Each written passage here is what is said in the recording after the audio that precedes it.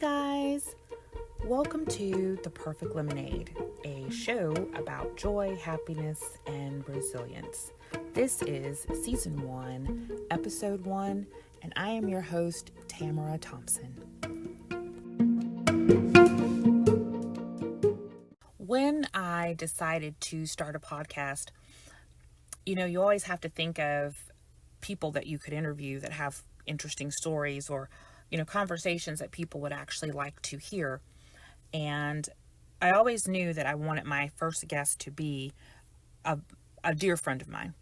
At this point, we're family, and his name is Waverly Willis. And I think a lot of you will probably know him. He is a well-known barber, instructor, and philanthropist in Cleveland, Ohio. And I have had the pleasure of knowing Mr. Willis for over 20 years, and I am really thrilled to get the opportunity to share his story.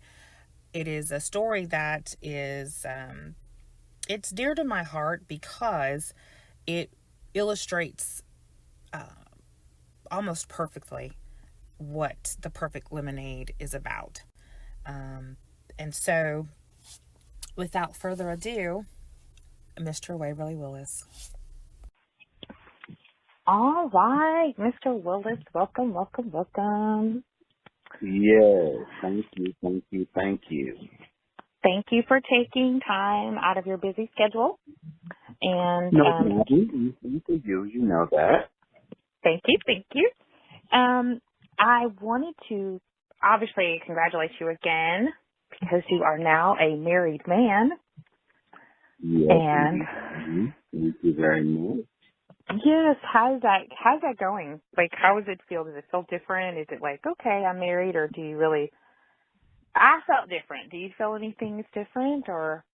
Because you guys have been together for a while, but there is a difference. A lot of people don't want to admit that, but you're not shacking up anymore. You're married.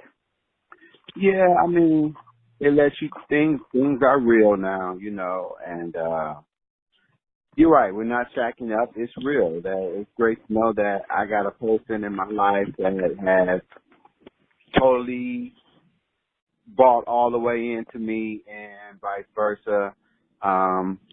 So it gives me a sense of completion, that I didn't know I would have.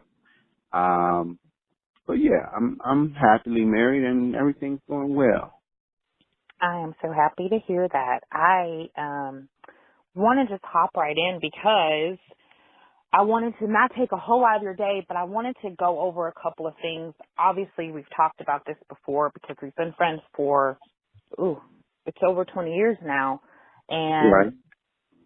I've always been impressed by your story, and I really want to share it with other people because it really is an awesome story. I think people, you're awesome at marketing.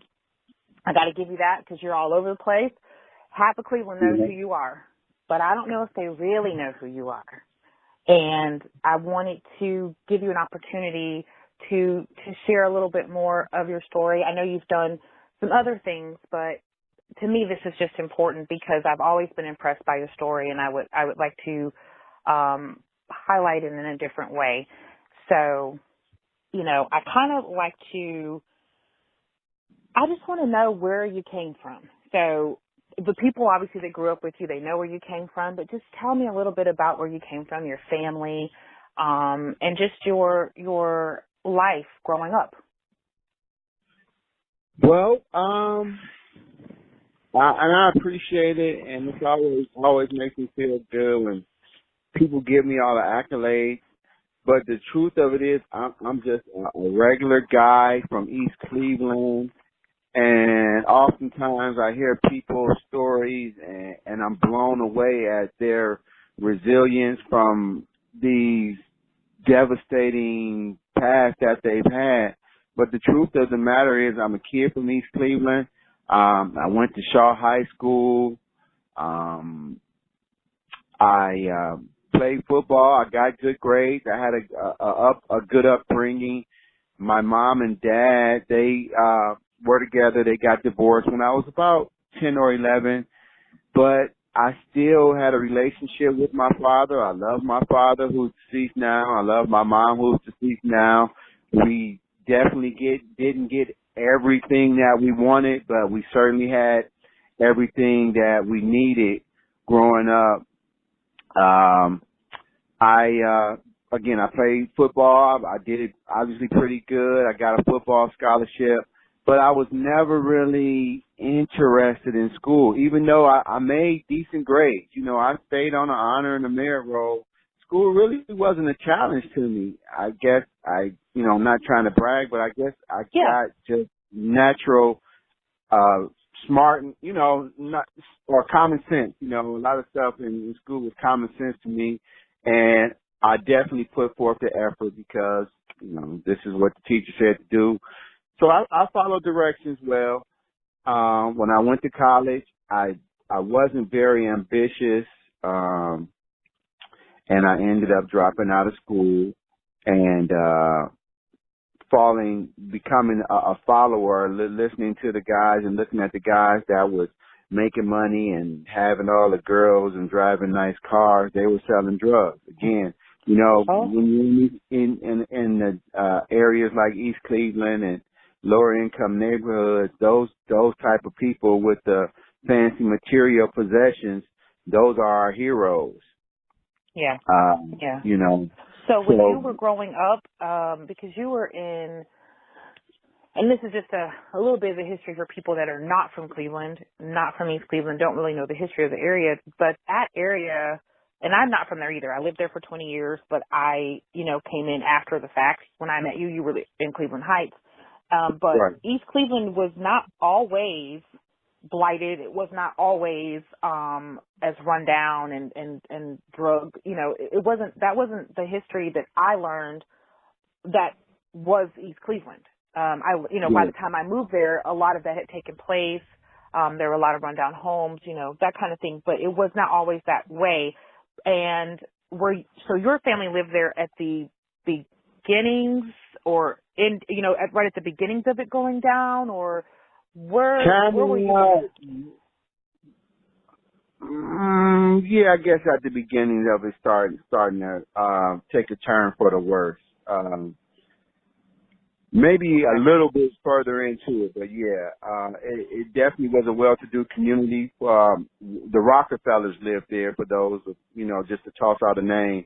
And him and people of the like lived in East Cleveland for several years. So just to put people in the mindset of what type of community East Cleveland was. Yeah, it was, it used to be like Millionaire Row. There was an area where there was really nice homes. And actually the neighborhood, and one of the things I really loved about Cleveland, was a little slightly off topic, I'm sorry, but was the architecture. Beautiful homes there. Beautiful homes, real wood, just really beautiful. So, that to me is just always kind of sad when you see the neighborhoods and they just kind of, deteriorate, really. Yeah, deteriorate because of, different things, depending on the person you talk to, but we're not going to go into that. Right. That's a whole nother, we could have that conversation seriously for forever. But did you guys move because of the changeover?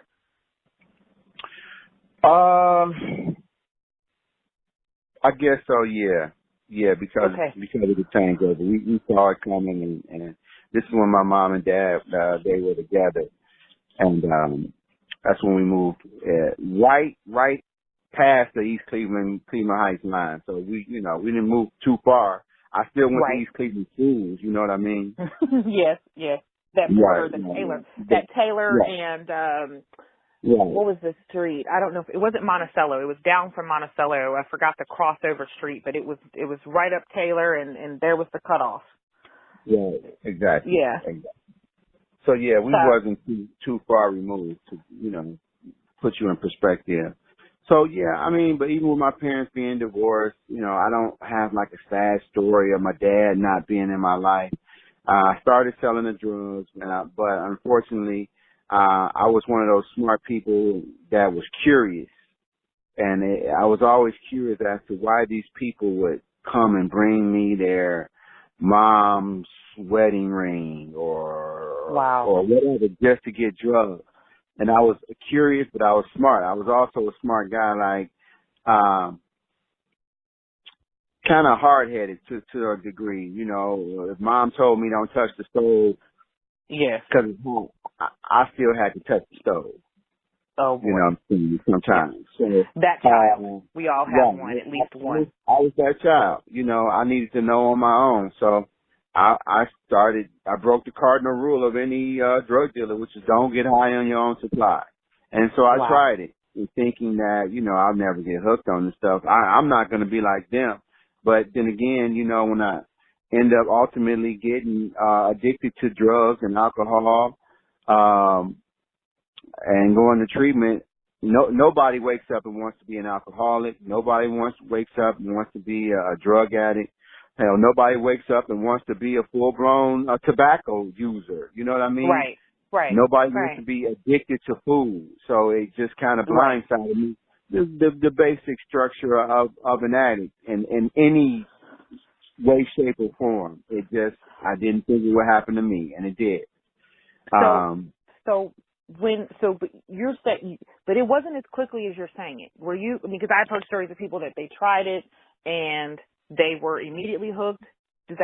Or was your thing something where, hey, it started off because you know, my dad was an addict. My dad was an addict. Yeah, you know that. It was a recreational thing. You know. Okay, I was and that's how he started. With the cool guys.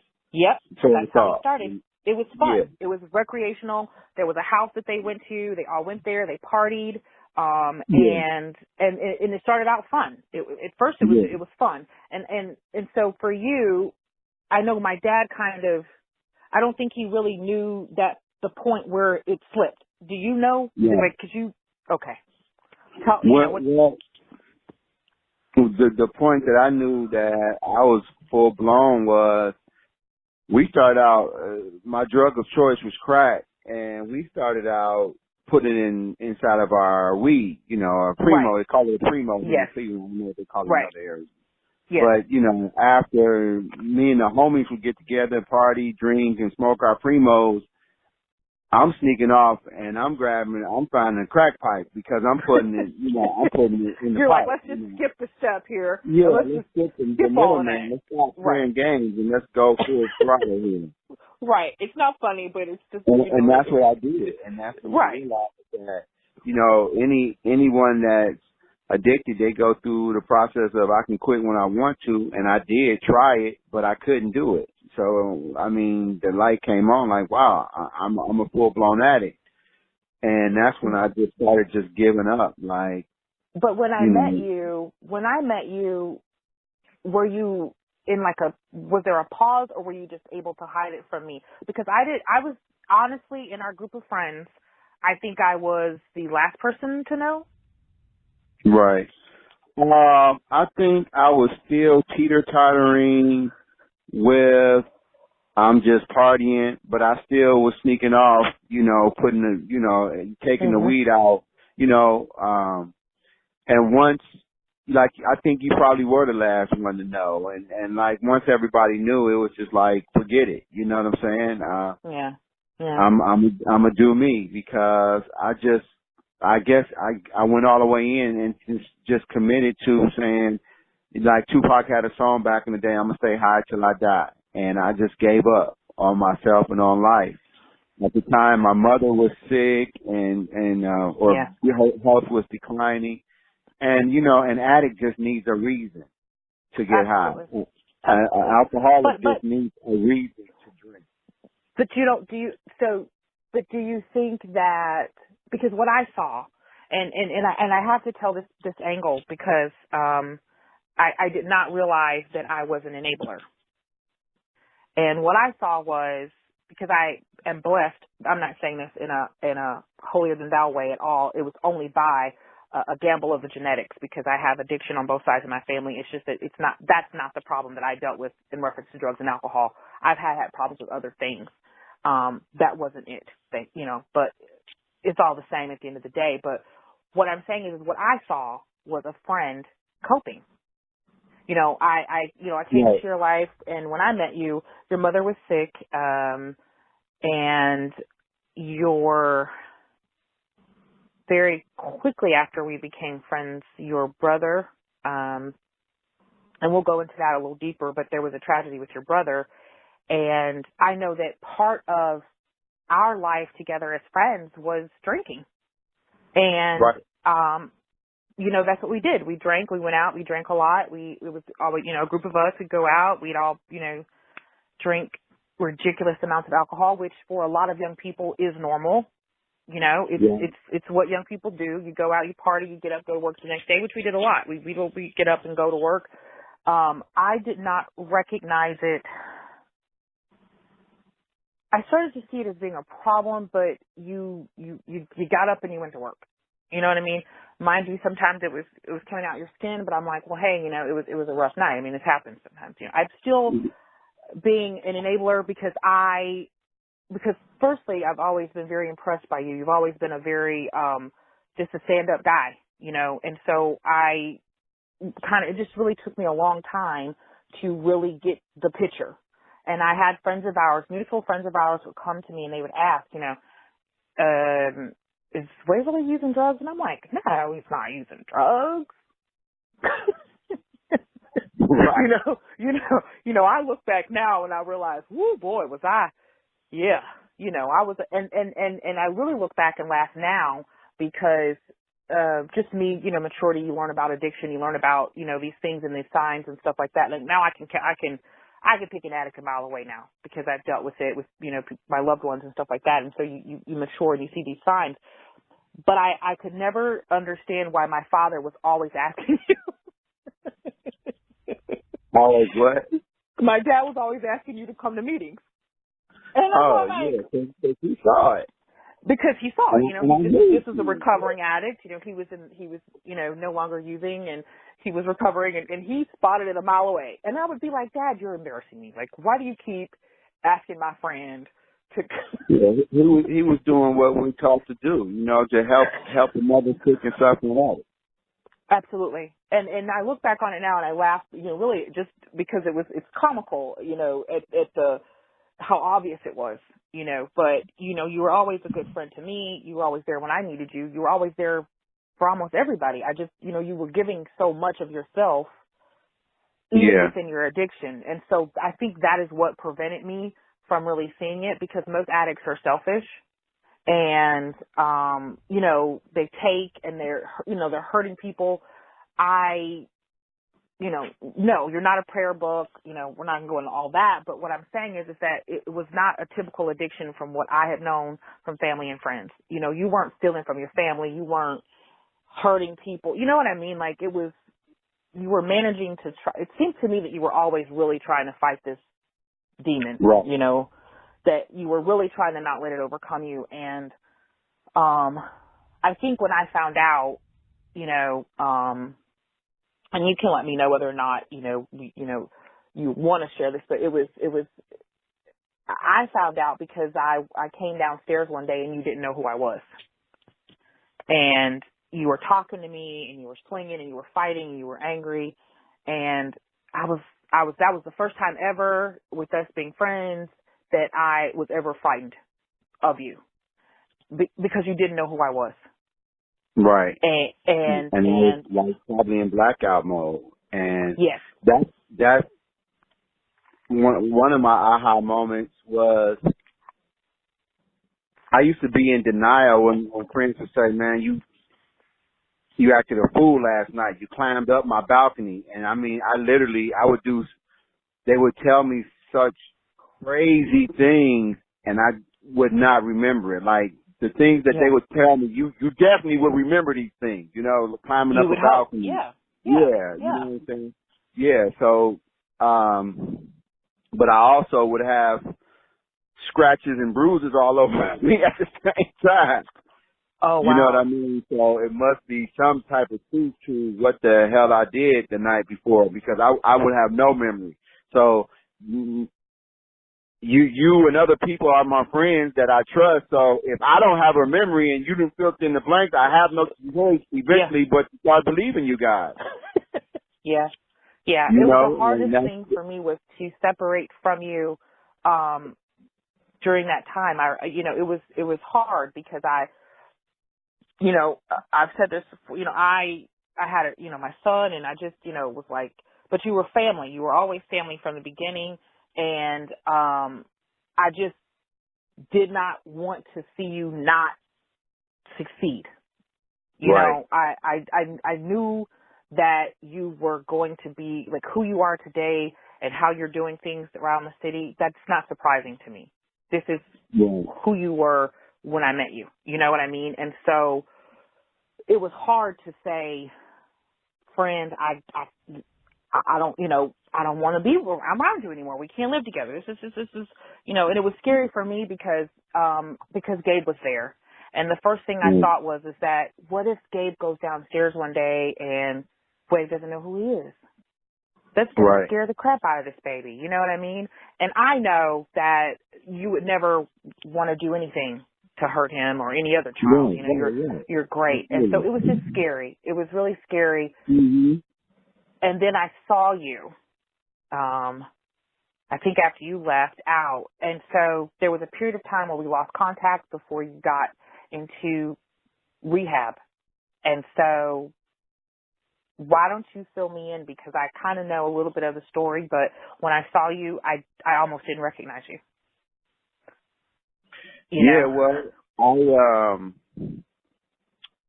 I continued to do the heavy use to the point that I lost contact with you. I lost contact with everyone, and I started going down to the homeless shelter 2100, which is the lowest of the low here in Cleveland.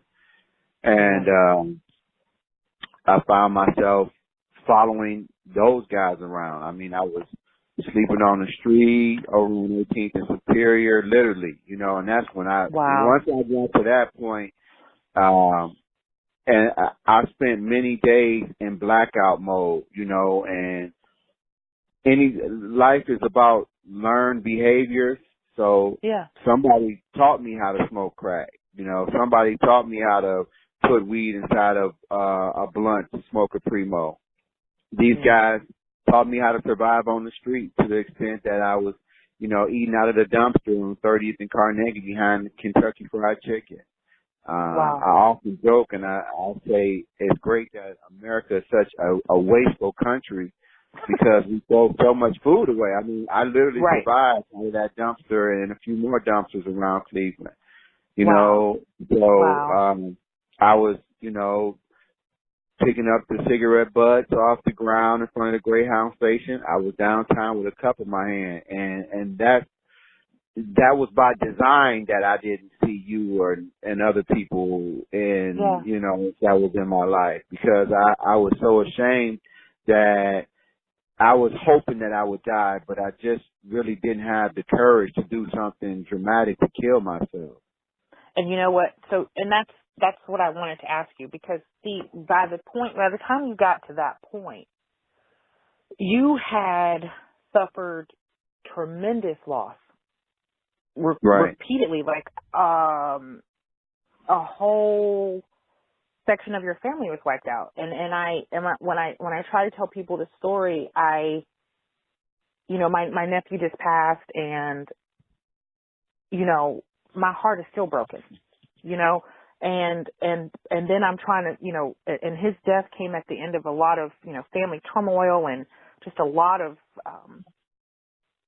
stuff, just a lot of mess, and then compounded heartache, you know what I mean? Because because when I met you, your brother had killed himself, and you were dealing with that, and then all of our friendship, like, I think it was, I met your mom, and I knew your mom, and then your brothers, but then I met your dad, and I think a week after I met your dad, he passed away.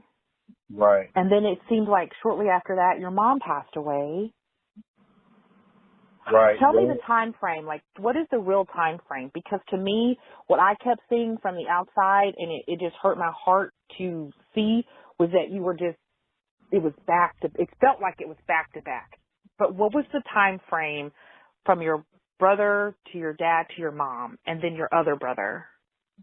Well, my brother Marv, he had took his favorite gun. Marv, he he sold drugs. He was an entertainer here in Cleveland, very important and intelligent guy. He took his favorite gun, which was a Tech 9, and put it in his mouth and literally blew his head off. And that was in February of 2000. And then in September of the same year, my father died September 1st. And then 20 days later, my mother died September 21st. So the anniversary of her passing, my father's just passed and my mom's It's coming up. Coming up on the 21st. And then in the following February, 1 year from the first tragic death in my family, my oldest brother James died in a really bad alcohol-related car accident. So I lost my whole family. Besides, I got one older sister, but we lost everybody within 1 year. That's what I thought. It seemed like it was rapid, and I thought that that your brother Marv, I thought that it was actually closer to when I had met you, but Gabriel was 2. If it was in 2000, Gabriel was 2 years old. I do remember that you had to go and you had to clean up his place and you collected his records. Because your brother was a DJ? Yeah, he was a DJ. Okay. When I had to go to the coroner's office to identify the body, the coroner just showed me his ID and stuff, and I said, I need to see the body. And they really tried to talk me out of it, but I insisted on seeing the body, and they literally had to take fragments of his face like a jigsaw puzzle and piece it together. And I still have that in my head. You know what I'm saying? And it was his face. Do you regret seeing him? Would you have done it now? Like, if you know now, would you have just said, let me see his arm, or can I identify him in I didn't believe it was him, to be honest. Okay. Yeah. Maybe because that was the same thing with my brother and my dear friend. They they're the parents of my nephew that just passed, and they did want to see him once he was recovered from the water. They wanted to see him. Yeah. You know, they weren't able to see him then. They were able to go and see him though. And I understand the need as a parent or as a close person. You do need that closure if you're able to get it.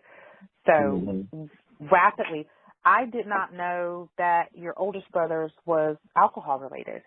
I did not know that. What impacted me the most was I remember getting a call from you. I think you rode the bus down.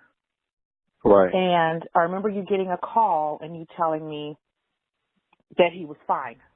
Correct me if I was... And improving. Right.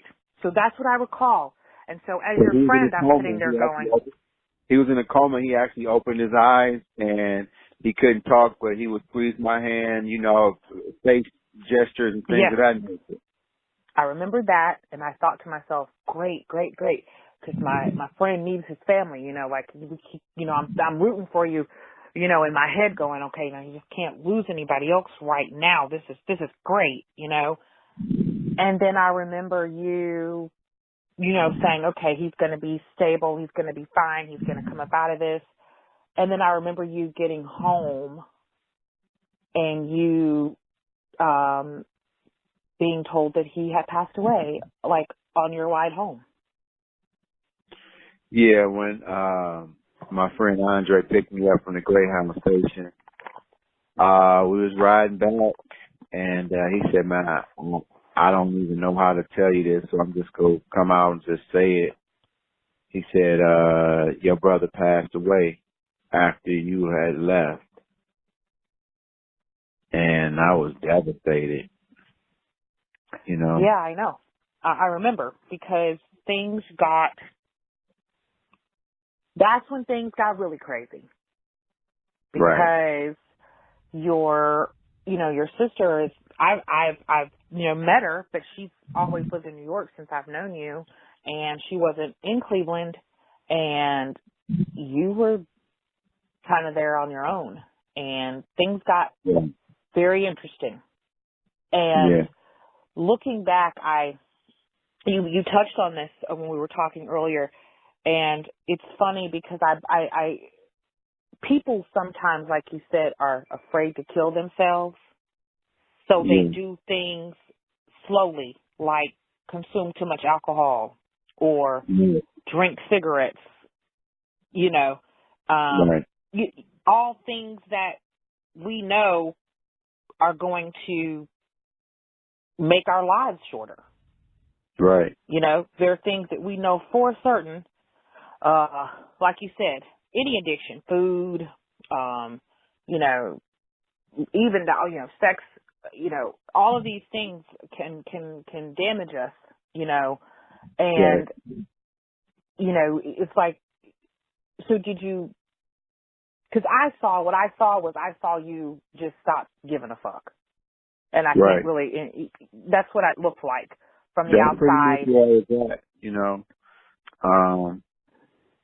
hindsight is 20/20, like they say.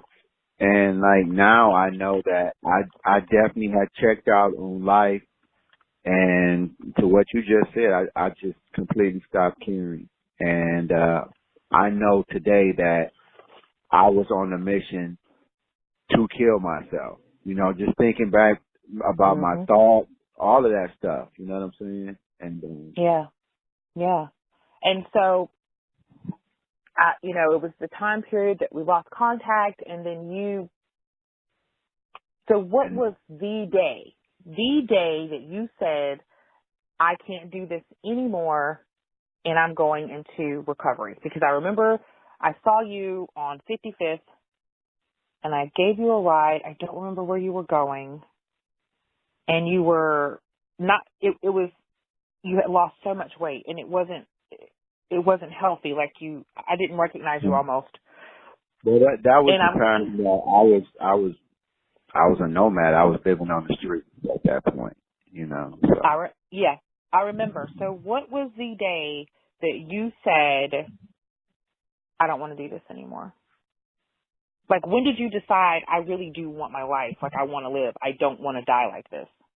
Well, the whole time, and, just to back up, I'm a barber and I'm a barber instructor. And when I meet a new class, I always tell them that barbering, cutting hair saved my life. So the whole time I was out on the streets, I was in barber school. Barber school takes about a year. It took me about 2.5 years to finish barber school. You know what I'm saying? I have a story about that. I'm going to go back to that, but I'll let you finish. I was teeter-tottering, and that's how I would, get money to get me a little small piece of crack and a little shorty, a Mad Dog, or Wild Irish Rose. I was probably the most well-groomed crackhead in the city of Cleveland. And people don't know this, but a lot of the bus stops back in the day had outlets. So when somebody would compliment me on my beard, I would say, look, man, I can cut your hair. I can trim you up right now while we're waiting on the bus. Just give me $2, $3, whatever you want to give me. Or we can be in the bathroom at the Greyhound station or wherever, a restaurant, whatever, And I cut hair really fast, and I attribute that to, being out on the street trying to make a quick dollar. Plus it's cold. Right. But like I say, barbering saved my life. Like, I sold everything, or lost everything except for like my clippers. Yep. And then, I went through barber school, and I met my first sponsor at barber school. And I know What was his name? His name was Odie Burton. Okay, I remember him. And he used to talk to me when we go outside to smoke in the back of the school. Because just like your father recognized an addict can see an addict, an alcoholic can see an alcoholic.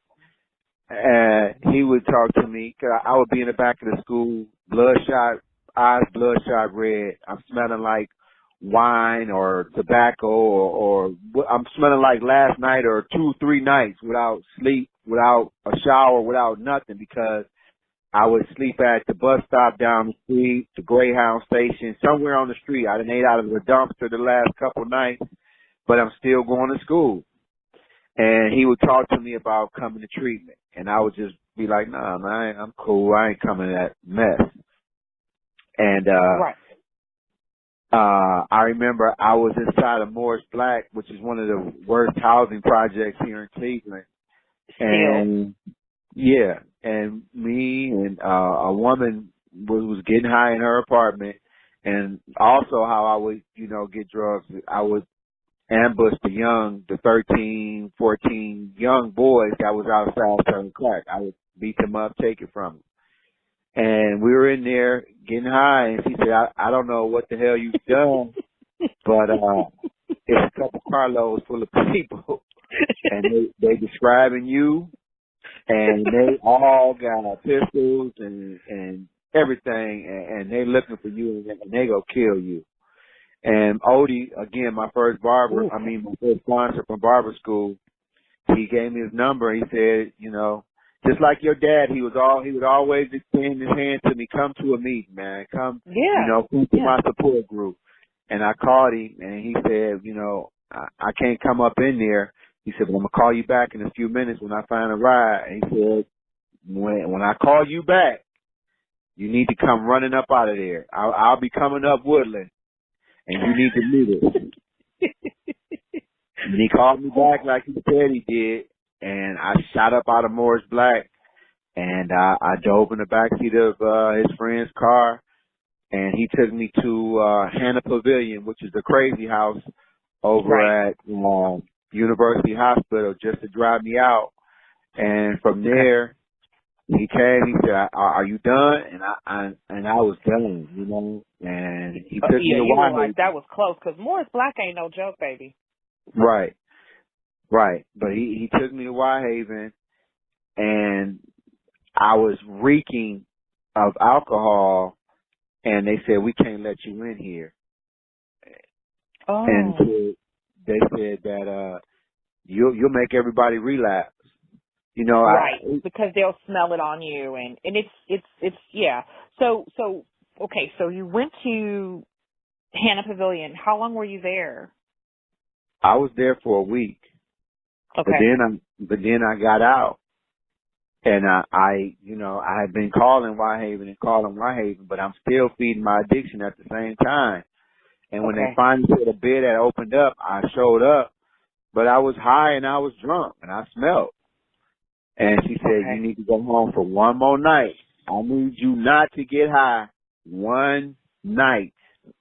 Right. And I slept on the bus stop outside, and I was just there. And I went back the next morning. I went down to Matt Talbot, which is where you can shower. If you're homeless, you can shower and get a meal. And I just hung out. I stayed away from the guys that I had quote unquote befriended or whatever on the street. Right. And I slept at the bus stop outside. For that one last night. Yep. Wow. I remember when I saw you right before this, then there was a gap, and then I received a letter from you, which I have, I'm sure, because I keep journals, and I should just paste letters and things in there. But I remember getting a letter from you, and what was the most profound thing from your letter was that you said, I haven't been able to think this clearly in years. Right. I got my thoughts back, and that sounds, you're either going to get it or you don't. But without your thoughts being in alignment, without, you can't do anything without your thoughts being proper, without having your thoughts be in the right direction of the right things, it all comes from there. And so you went into Wyhaven And how long were you there? What was that process like? Well, just back up for your listeners. Whitehaven is it's a homeless shelter and drug and alcohol treatment center for men that's sponsored by the YMCA. Okay. And where is it located in Cleveland? Because some people really might want to know. It's 6501 Woodland Boulevard, Lewis Stokes Center. Okay. Lewis Stokes is on the building, and they saved my life. It was a 2-year program at the time, and I stayed there for 2 years and 1 day. Now, it's not jail. You can leave. I could have came in, slept there 1 day, and left out. You know, Right. everything is totally, it's on you. Right. And you wanted your sobriety. Right. Right. And when your mind is made up, your mind is made up. And my mind was made up. And the first day that it's little dorm rooms, and the lady gave me a key, and I had a roommate, and I sat in a tub that first night, and I just took a hot bath. And I just thanked God, and the water, it was just crazy dirty. And I just asked God to just release me from the demons that I had subjected myself to. And I apologize because, you know, when I was in treatment, guys was molested and, you know. Yes. There were people that were deeply wounded. Their addiction was caused by pain. I didn't have none of that. You know, I was in group therapy, and it was like 30 of us, and we was going around the room, and this guy's been molested. This guy's been physically abused. This guy's been mentally abused. This guy's been emotionally abused. And then it gets to Wave, it's like, no, I was cool. I was cool. But see, this is where, friend, when I look at you, and and this is just who you are. Okay, because you're just one of those people that is like, I'm good, you know, I'm good. But you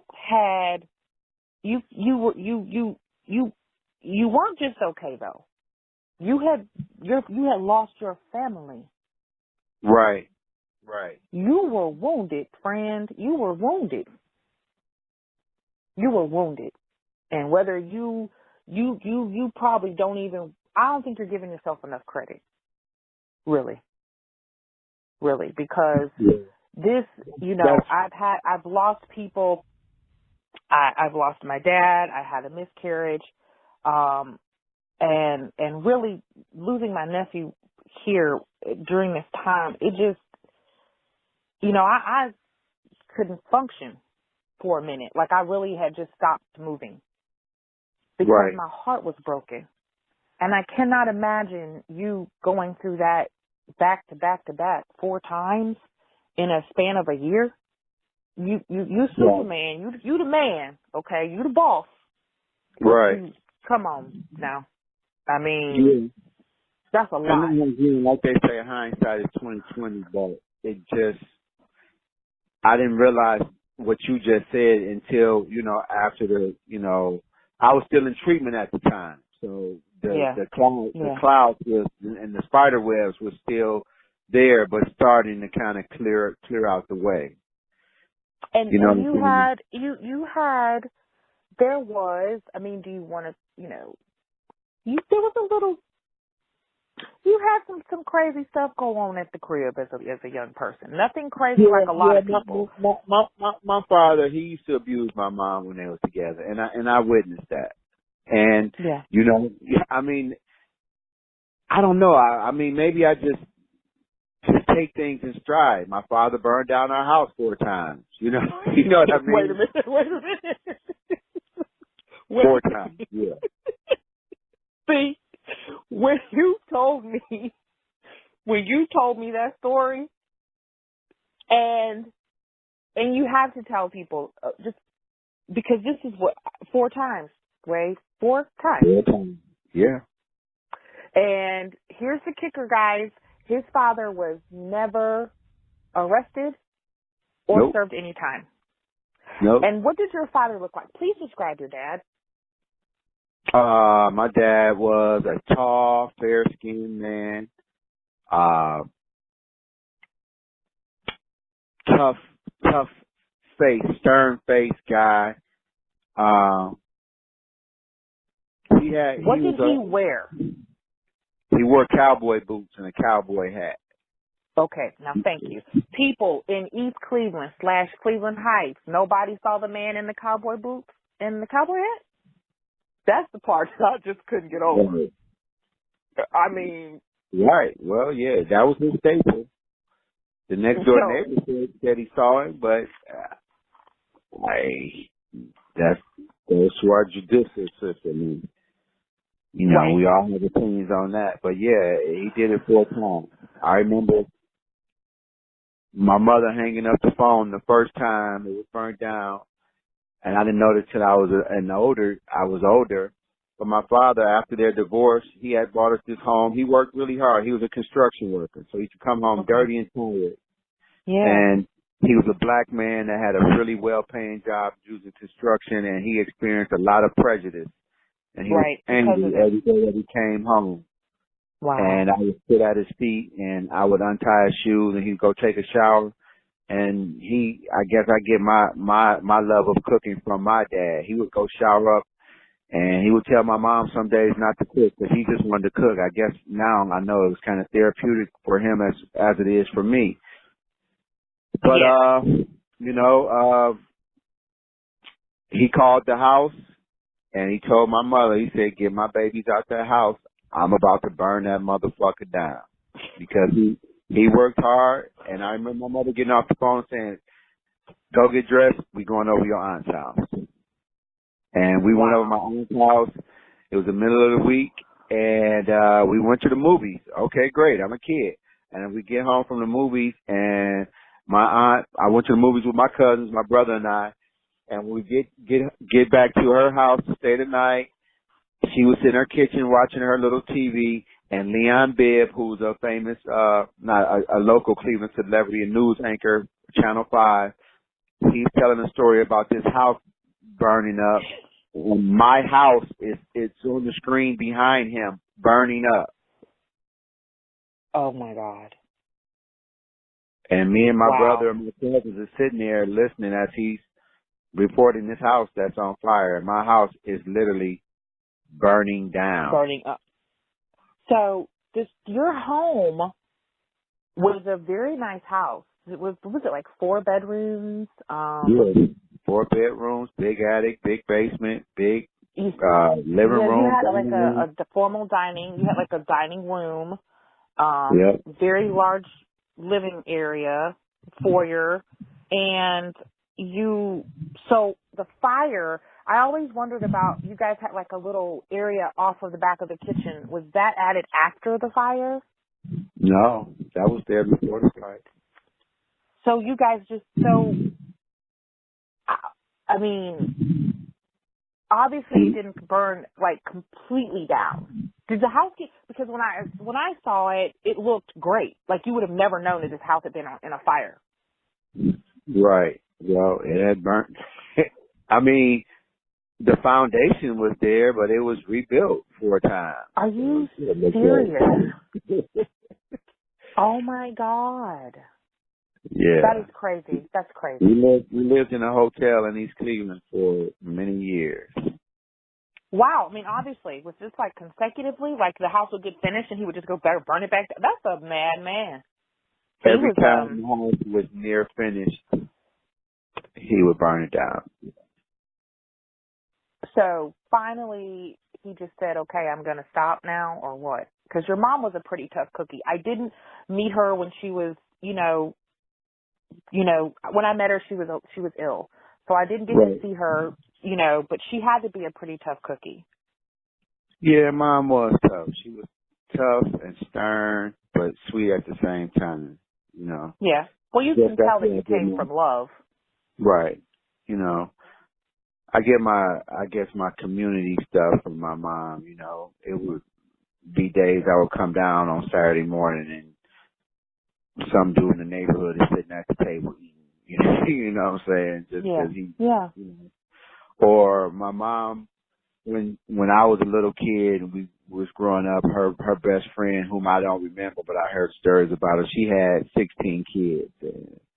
She ended up dying in a house fire. She had a stroke, couldn't move. She died on her side, and my mother took in all 16 of her kids. So that's at some point when I was a little kid. I was the youngest of mom. My house was. She already had four of her own kids. So Right. we sleeping on top of each other. It's beds in the living room. It's beds in the dining room. This wasn't the house that you knew. This is the Right. home. Yeah. Okay, this is the one in East Cleveland before you guys moved. Right. Wow. Wow. So just to touch briefly on this, because you felt, and this just goes to show your mindset, you know, how you look at life, how you frame life, you know, resilience. And I think that children are very resilient anyways, given the proper foundation and the tools that they need. But you felt like, even though there was domestic violence, that you had a predominantly good home life. A lot of people would not feel that way. Right. You know what now?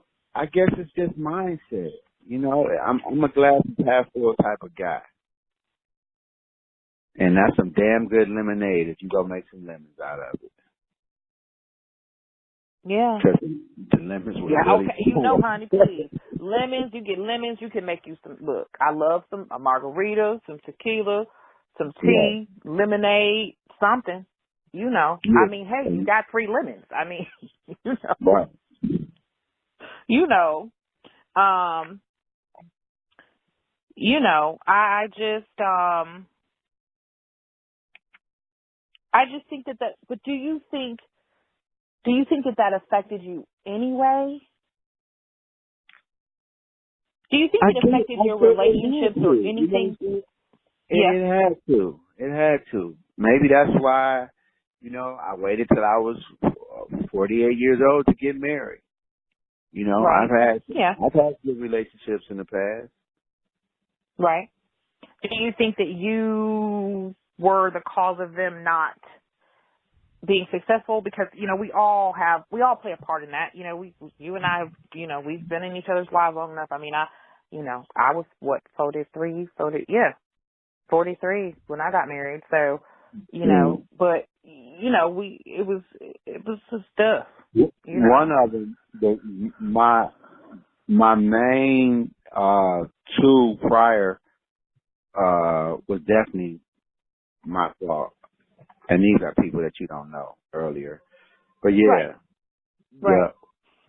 Yeah, I mean, but I think that in our community, and I really would like to definitely have you come back for another time specifically about this topic, but, and specifically about the barbershop culture regarding Black love, you know, relationships, our community and marriage and how it's looked at. You know, I had a conversation with someone recently and I said, you know, that sometimes the narrative that goes with older people, some of the stuff that is said to younger people, it really, it makes marriage seem like it is not what it is. And you said something that was really beautiful, but to have somebody just completely buy into you and your baggage, because we all have baggage. Everybody comes with a little bit of luggage. Yeah, it's and unavoidable. You just have to, it's unavoidable. But to find somebody that says, you know, I'll help you unpack that. Right. I can do that. You know? And I think that we take that for granted because everybody don't want to deal with everybody. You got to find that right person that wants to deal with your bullshit, because everybody got a little bit, you know. Right. And to find somebody, you got to find that person that says, I support you, I love you, I don't care. It just, you know, your wife is, I think, a really good match for you. She's I know she's a tough cookie, but she's also calm. She has a calmness about her. Right. You know what I mean? Like, you know, I mean, she's a woman, so, you know, I know. She but do a lot of things, you know. Maybe that's our commonality.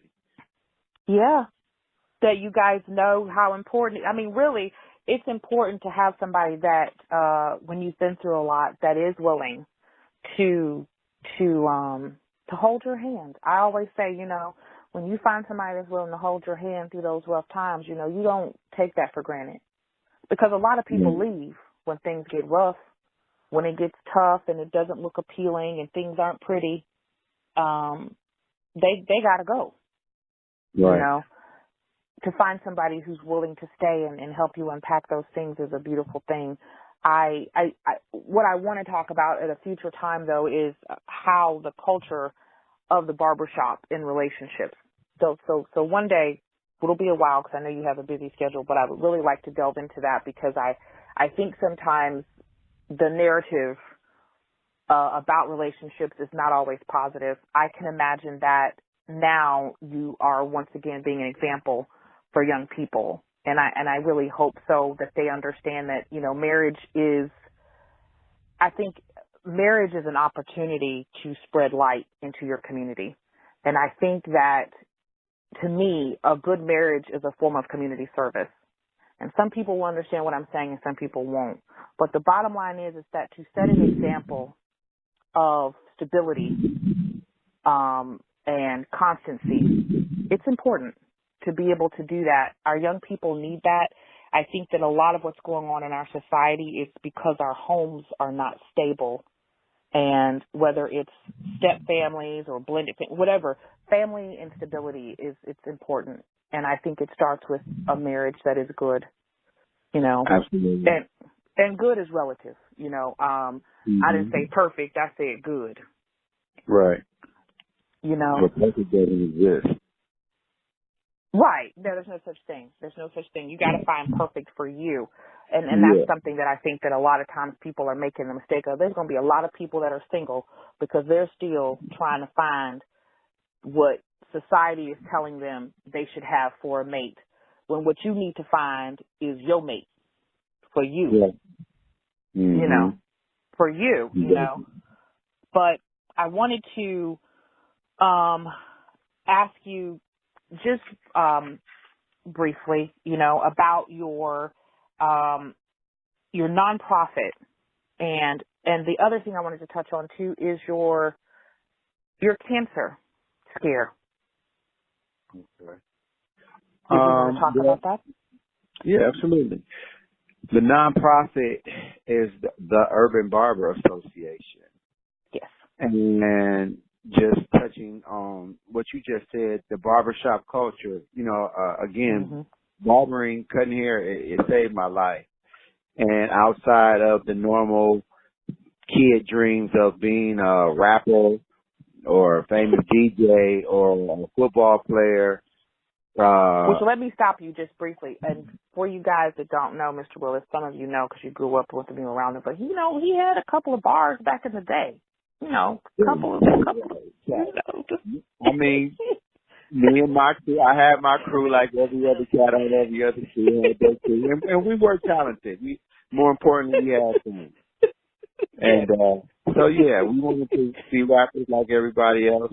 But I'm fortunate because you know, we never want to kill a kid's dreams because anything is possible. But I also encourage the child to have a realistic dream too. You know, Diddy never knocked on my door or nothing like that. And I got lackadaisical in college as far as being a professional football player. But I never put my clippers down. I always was fortunate enough to have a passion for something realistic, and that was cutting hair. And so that was one of my dreams too, just to become a barber.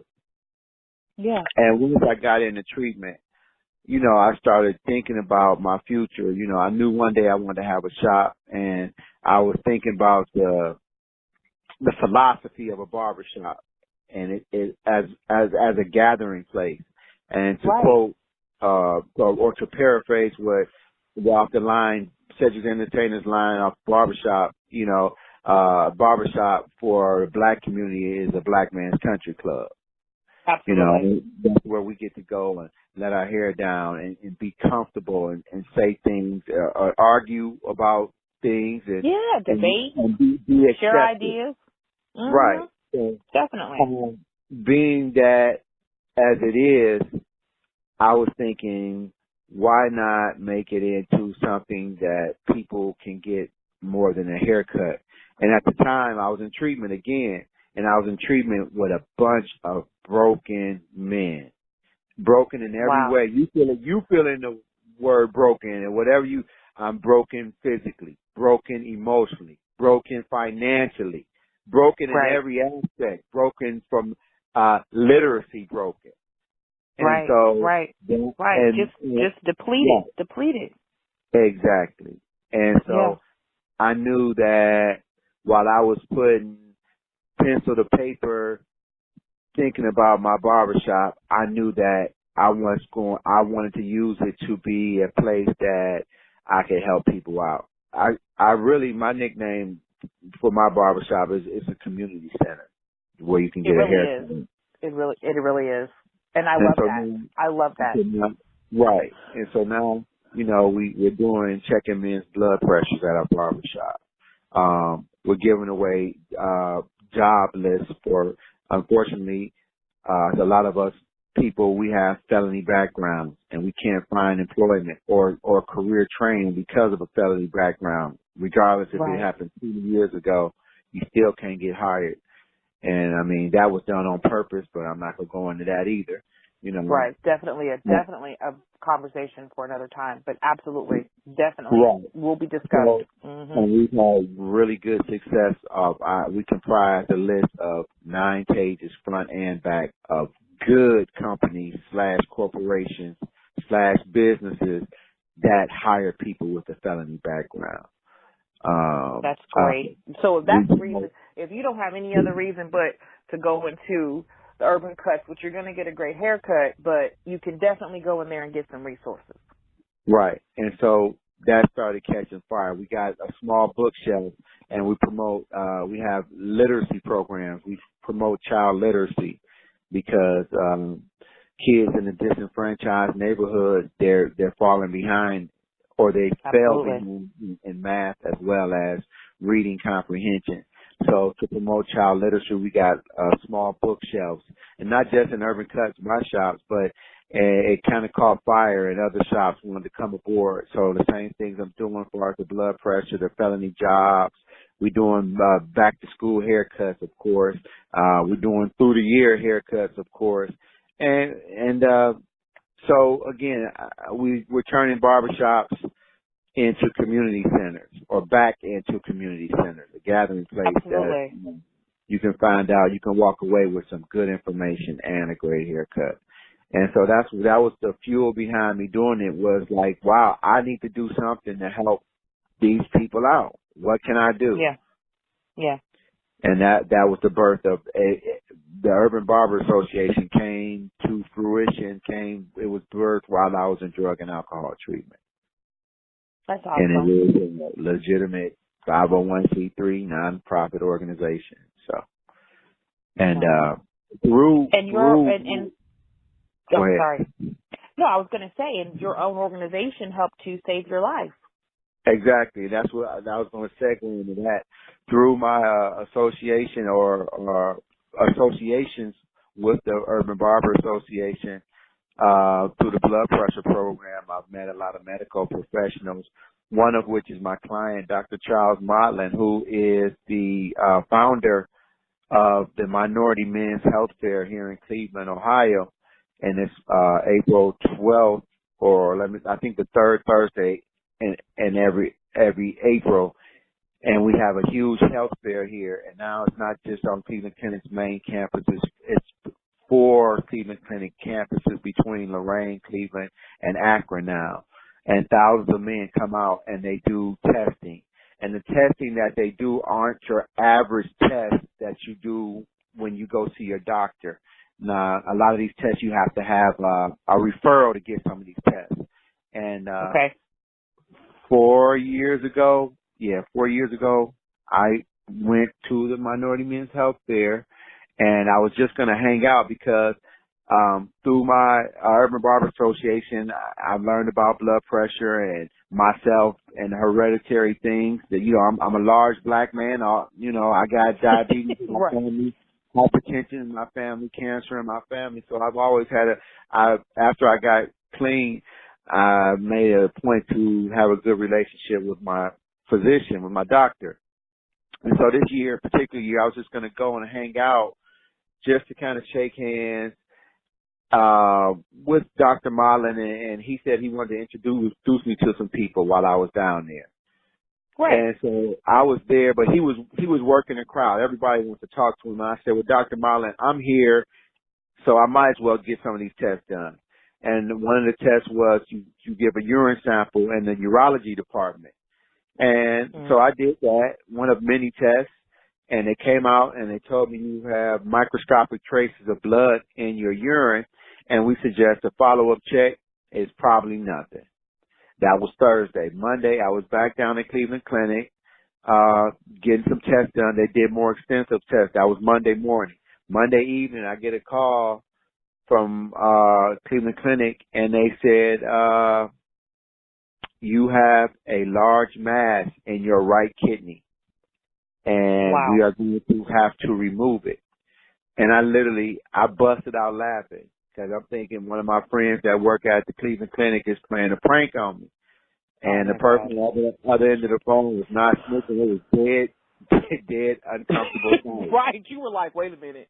Where's the Yeah, camera? Where are they going to come out and be like, you on candid camera? This is... Right. And they was like, I'm very serious.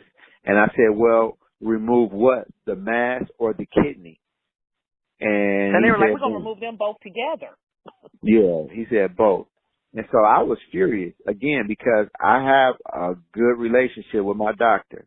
And so naturally with something like that, you want a second opinion. I go back to Cleveland Clinic, I get their x-rays, and I take them to my doctor. At the time was at a totally different hospital here in Cleveland. He puts the x-rays up and he says, yeah, they're going to have to take your kidney, bro. And he can see how angry I was. And he said, wait a minute. He said, let me tell you this before, you cuss me out. Because I had him pull up my file. He said, well, yeah, we did a urinalysis right. about six months ago, and nothing showed up. He said, but what you don't understand is we can have 100 men in this room right now that we definitely know have kidney cancer. Absolutely. And maybe 5 of them will have blood in their urine. Wow. And he said, what I'm trying to tell you is there are no symptoms for kidney cancer. Wow. And I mean, I literally felt normal this whole time that this mass was growing inside of my kidney. Wow. And so it was basically an act of God that, number one, I went ahead and took that test at the Minority Men's Health Fair, and number 2, that I had microscopic traces of blood in my urine. Yeah, that they were able to pick up on it. Right. And 2 weeks later, I was at Cleveland Clinic getting my right kidney removed. And I'm talking to you today with my left kidney, and all my kidney function and everything is normal, so that's something quite naturally that I monitor heavy now, my kidney function and my blood pressure and my blood glucose and everything. And after that, and those things have all come there since your, weight loss. You did do the weight loss surgery, and you look great, and you've lost a large amount of weight. What was your weight at your highest? I was 415. No way. Yeah. I got up to about 415, and I went back down. I went down after my surgery to about 225, and I'm about 250 now. No, are you really? Yeah, I'm about 250. It's normal to lose an exorbitant amount of weight, and then you gain between 20 and 30 pounds back. Yeah, no, but you don't look it, though. You look really good. Yeah, that's why I'm shocked, because it doesn't look like it. You look, wow. And I've been kind of angry because I'm trying to get back down to 225, but talking to trainers and stuff, they like, look, man, number one, your pressure and everything, your blood glucose, your kidney function, that's the most important thing. Absolutely. Yeah. Absolutely. But I'm toning up instead of losing weight, which is, right. good. Muscle is going to, it weighs more than fat. It's it weighs the same, but, Right. But I mean, but you're healthier with muscle versus fat. Right. But I just want to keep focused on the most important aspect, that blood pressure, that blood Yes. glucose, the cholesterol, all of that stuff. You know, 'cause I get upset. I want an Adonis body like everybody else, but that's not in the card. So, but being healthy is in the card. Yeah. Absolutely. Absolutely. Absolutely. And I think that, our culture has these, it's not even focused on health anymore. It's on having, these ridiculous, you know, measurements that don't even make sense. People are starting to look like animals. I mean, they don't even look like human beings anymore. It's ridiculous, really. And we don't even focus on the numbers, which is, most people don't even know what numbers they should even be concerned about. And that is far more important than what you look like, because I'm a little chubbers myself, but my numbers are good. Those numbers that you talked about, they're good. So, on my days when I'm beating myself up, I tell myself, well, you don't have high blood pressure and you don't have diabetes.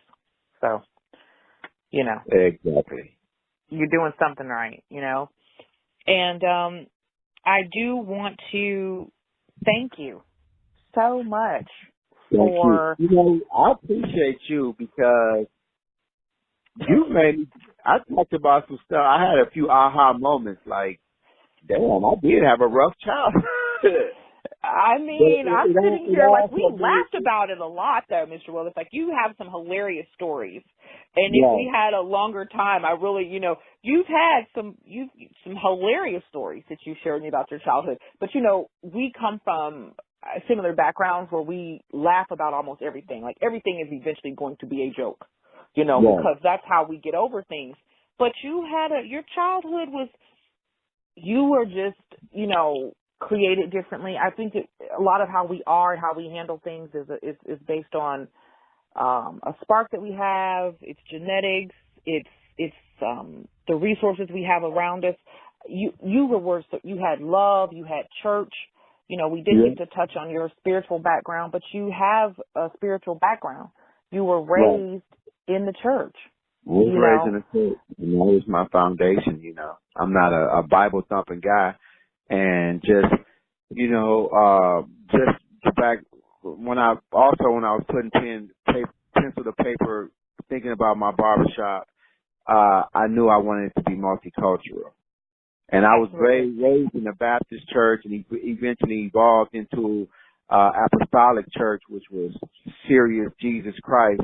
But my multicultural barbershop, I got to encounter people that were Muslim, people that were of all Buddhists, and it made me have more of a thirst to learn about more religions and learn about more cultures. We all know that Christianity kind of denounces gay people, but I'm fortunate enough to have a huge gay clientele that comes through my shop that represents the LGBTQ community. And because they feel comfortable there. They feel comfortable. Yeah. So, I mean, I just believe in God and I know that some things in my life, and I guess the way that I was born a resilient person, and I came from resilient people, and I'm glad that that's part of my DNA. Just, again, because I've had a few aha moments during this, and I know that a lot of people would have went ahead and mustered up the strength to kill themselves, Yeah. And now I hope that somebody won't, I hope somebody listens to this and they say, you know what? I mean, because this is what I believe. I don't believe that everybody can do everything. Again, another topic for another day. I think that we all have special skills and special skill sets, and all of us have a gift, and we have some greatness in us. And if you just hold on and you keep fighting, it'll come, it'll come, and make sure that your dreams and your goals are based on you. Stop looking outside of you. Everything that is great for you is going to come from inside of you. It's never going to come from outside of you. It's going to come from the inside, and then you can share it. We owe that. A wise owl said to me many years ago that your payment for being on this planet is service, acts of service. Yeah. You know, and giving back. And you can't do that if you're not here, and if you're not, you know, clear-headed and with a clear mind and a heart that is not burdened. Right. You know, I really, really want to thank you for sharing your story. It is again, like I said, it's completely a story of resilience. It reminds me of a line out of one of my favorite root songs from The Fire, I believe it is, and it says, you know, I'm the definition of tragedy turned triumph. And whenever I hear that, it reminds me of you. And, you know, I want to thank everybody for listening today, but I really also would like to thank you, Ms. Willis. You've always been an inspiration in my life, and you know, you're a godfather to my oldest son. You've just been an inspiration. I, you know, stopped smoking because of you. I appreciate that, and let me just tell you guys how Mr. Willis does things. He doesn't like bug you. We are older now, and we don't have time to hang out. You know, when you're younger and you're friends, you guys hang out all the time. We don't hang out a lot. We don't speak a lot because we're busy. He's married. I'm married. We've got families, businesses, all these things. But when we do speak, you know, a while back I was still smoking, and Mr. Willis would just very quietly say, "So how's your smoking going?" And every time I would feel like an ass, because I'd be like, damn, you know, like I said I was going to stop, and my dad died from lung cancer, and, you know, Mr. Willis, you know, he just, you know, he doing, you know, he getting it together. So I'm like, okay, man, all right, you know.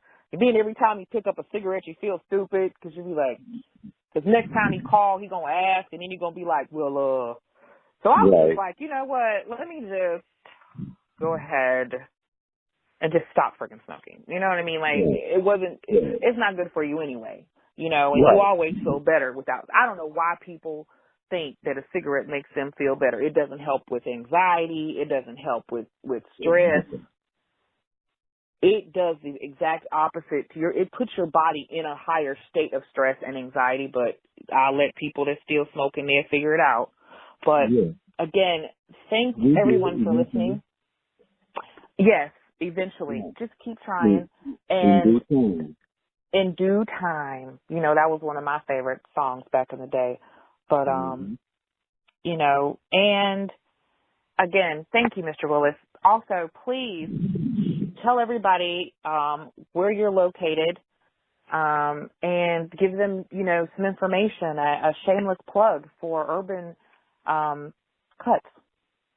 Urban Cuts Barbershop, my elevator speech. It's one shop in two locations. We're located at 11106 Detroit Avenue in the Cadell neighborhood, Edgewater neighborhood in Cleveland, Ohio. And the other location is 4491 Pearl Road in the old Brooklyn neighborhood in Cleveland, Ohio.